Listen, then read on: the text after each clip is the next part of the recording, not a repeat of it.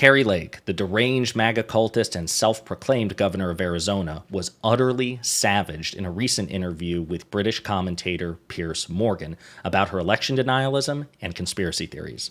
But before we unpack all that, if you haven't yet, please hit that like, subscribe, and the alert bell. Maybe check out my Patreon. I'd appreciate the support. All right, folks, so I don't want to spend too much time on a preamble. In one corner, we have British commentator and interviewer Piers Morgan. He's very controversial, particularly over the past, I would say, 5 to 6 years. He has espoused right-wing sympathetic views, particularly on niche culture war issues, which have no material impact on the lives of everyday Americans or Brits.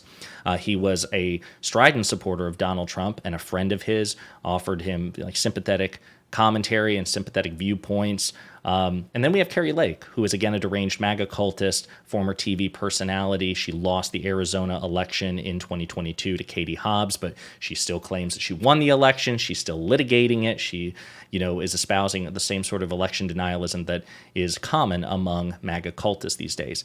Now, I don't know what she was expecting in this interview. It's entirely possible that she thought because of Piers Morgan's past and his comments that he would throw a softball interview her way, or perhaps because of her media training and her charisma. She is very charismatic in a psychotic way, I suppose, in the same way that Hannibal Lecter is charismatic, or Charles Manson is charismatic, or Trump himself. She perhaps thought if he did throw a hard ball at her, she'd be able to handle it well. We'll let you decide, but this is a 3-minute clip of a longer interview on Piers Morgan Uncensored. It concerns the 2020 election. Piers Morgan asked some very tough questions because he's a very tough interviewer. And with that in mind, we will play it and unpack it together. Here's a question that I would put to you, Kari.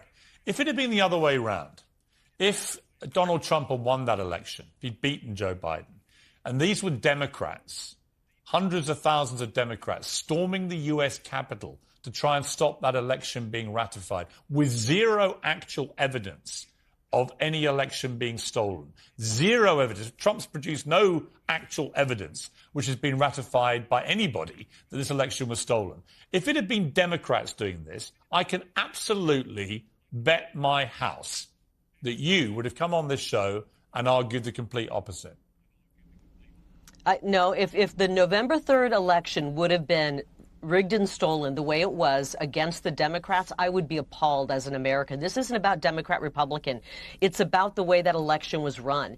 And you're saying there's no evidence, Pierce, but there really is a mountain of evidence, and more of it's coming out. We're looking at what happened in Michigan as more information comes out about completely phony voter registration. We watched as they pulled ballots from underneath tables after they kicked the poll observer.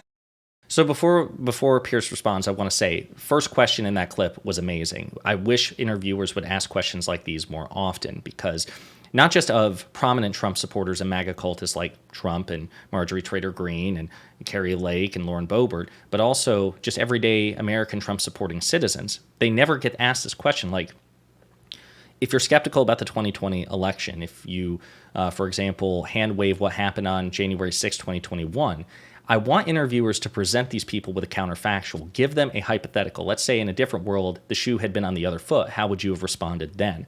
And I think in the vast majority of instances, people would be ill-prepared for that question, and it would test their principles. I think they'd admit, no, it's really just about whatever allows the Republicans to win. They wouldn't have any questions about an election when Republicans win. And that's where Piers Morgan's skepticism is absolutely correct. Kari Lake is lying in that answer, very obviously. She's never questioned an election prior to 2020. The situation has been litigated over 60 times in court cases. Donald Trump lost them, or they were rejected outright due to lack of standing. And even the evidence that she was talking about, like the famous, they pulled boxes out from under tables, those things have been debunked in court filings. She's absolutely wrong. But I will give her credit here. Due to her media training, she answered that question, at least initially, relatively well. She's like, no, of course not. If this had happened to Democrats, of course I would be upset about that. I'd be appalled.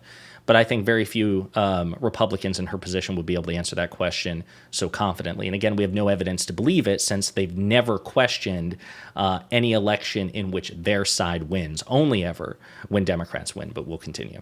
There are lots of these stories swirling around, but every single time it's gone before people whose job it is to say whether this has actually happened.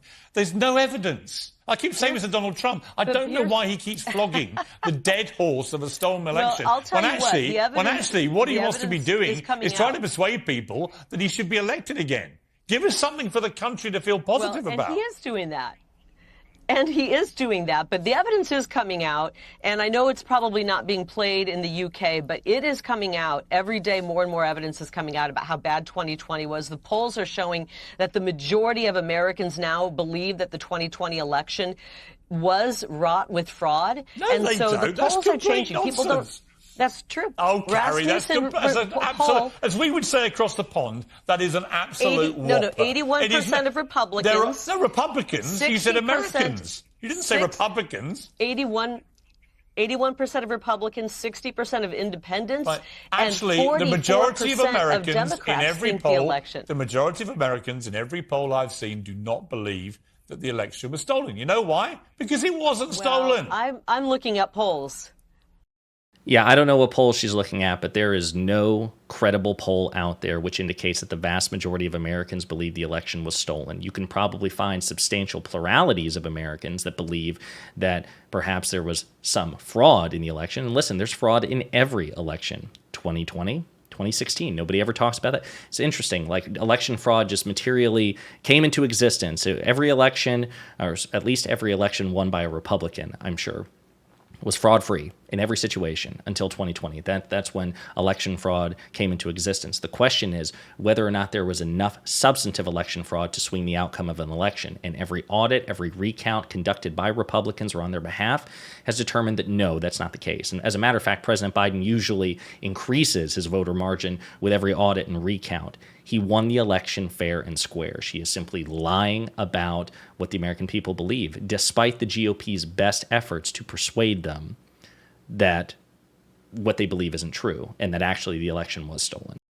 I'm looking at polls, and I follow election integrity because it is near and dear to my heart. And I don't all I think want you follow is for election every integrity, American. Kari. I think what you want to do, like Donald Trump, you want to fuel the sense that every time you guys lose a fair election, it's unfair and rigged and stolen. And every time you win, it's the purest example of efficient working democracy imaginable. That's really what it boils down to. When Trump won in 2016, it was, of course, a fair election. Suddenly, when he lost, it's unfair. Because 100%. What a great interview.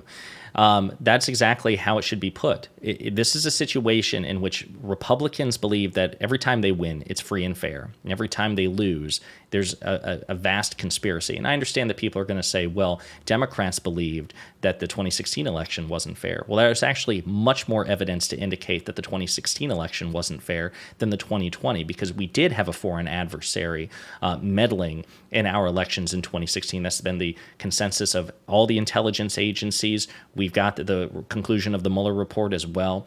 It is simply a fact that Russia attempted to interfere with the 2016 election on Donald Trump's behalf. Donald Trump even openly invited them to do so publicly. Russia, if you're listening, find Hillary Clinton's emails. You can say he was joking, but he made the public invitation, and it's been confirmed. Russia did interfere to try to get him elected. We also have James Comey, the director of the FBI, saying in a matter of days before the election that they were reopening an investigation into Secretary Clinton. Now, was Donald Trump still free and fairly elected? Sure. I mean, in the sense that we have absolutely no evidence whatsoever of widespread voter fraud.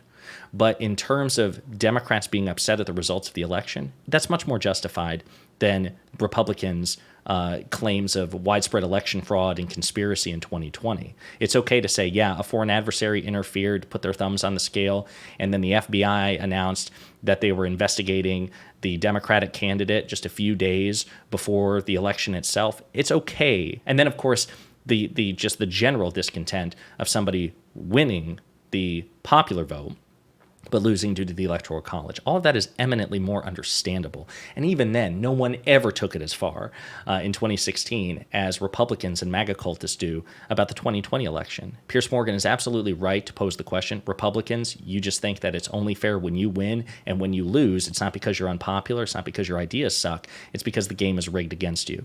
Which, of course, is incredibly ironic since the GOP, as we've talked about again and again and again, in a comprehensive way, tries to rig the game of electoral politics in their favor in a way that Democrats simply never have and never will.